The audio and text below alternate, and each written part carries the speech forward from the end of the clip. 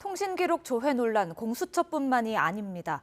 뉴스가 있는 저녁 취재 결과 지난해 전체 수사기관에 제공된 통신자료 건수는 약 548만 건에 달했습니다. 특히 국민의힘 윤석열 대선 후보가 총장으로 재직하던 시절 검찰이 조회한 통신기록은 282만 건이었는데요. 이에 근본적인 제도 개선이 필요하다는 목소리가 커지고 있습니다. 김자양 PD가 취재했습니다. 언론인을 포함 일반 국민 160여 명과 국민의힘 소속 의원 77명의 통신 기록을 조회했다는 의혹을 받는 고위공직자 범죄수사처. 여기에 국민의힘은 윤석열 대선 후보와 부인 김건희 씨에 대한 통신 기록까지 조회했다며 김진욱 공수처장을 사퇴시켜야 한다고 목소리를 높였습니다. 국회의원 78명, 우리 윤석열 대통령 후보 그리고 그 가족에 대한 불법 사찰의 횟수가 계속 밝혀지고 있습니다. 문재인 대통령은 당장 공수처장을 사퇴시켜야 합니다. 윤 후보 역시 공수처를 독일 나치 정치 경찰인 게슈타프에 비유하며 비판했습니다.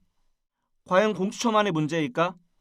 뉴스가 있는 저녁 제작진 확인 결과 윤 후보가 검찰총장으로 재직한 2019년 하반기부터 2020년까지 검찰이 조회한 통신 기록은 282만 건에 달했습니다.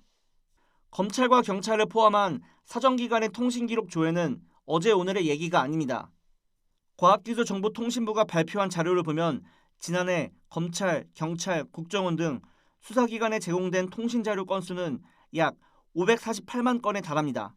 국민 10명 중 1명의 개인정보가 수사기관에 제공된 겁니다.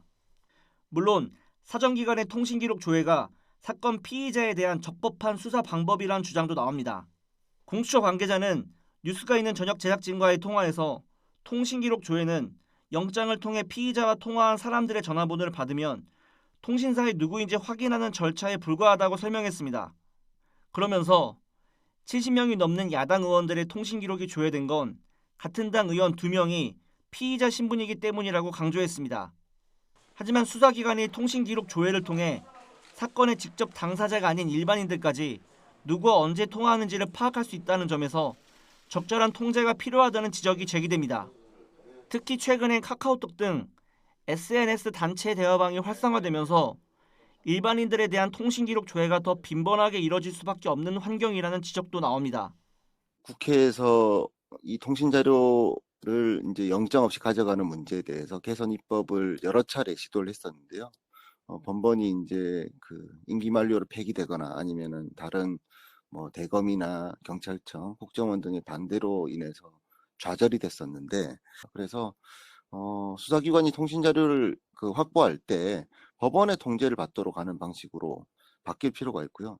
실제 이 내용을 담은 관련 법안은 지난 20대 국회에서 2차례 발의됐지만 모두 임기 만료로 자동 폐기됐고 이번 국회에서도 2건이 계류 중입니다.